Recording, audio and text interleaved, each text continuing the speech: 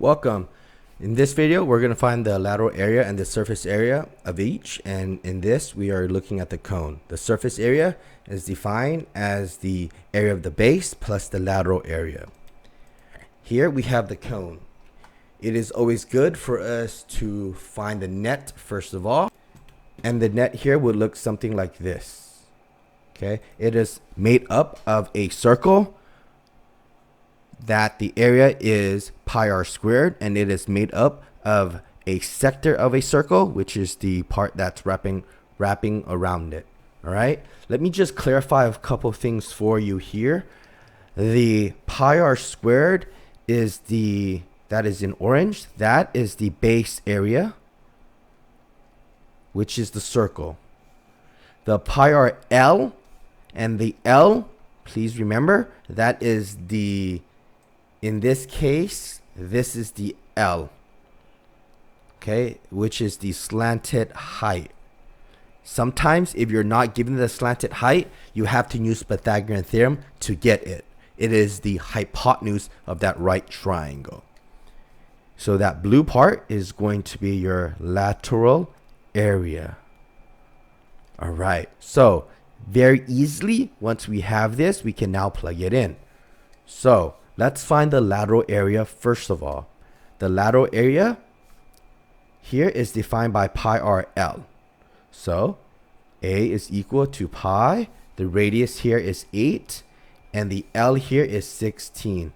So all we have to do is do 8 times 16. Okay, plug that into your calculator. And you should get the value of 128, and this is pi because we leave it in terms of pi. The unit is inches squared. Okay, so this is now my lateral area. So let me just bring this down.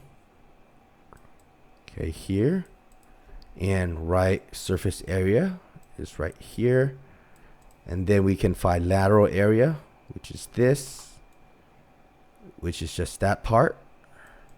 We got the answer right there, which is 128 pi squared. Now we can find the base area.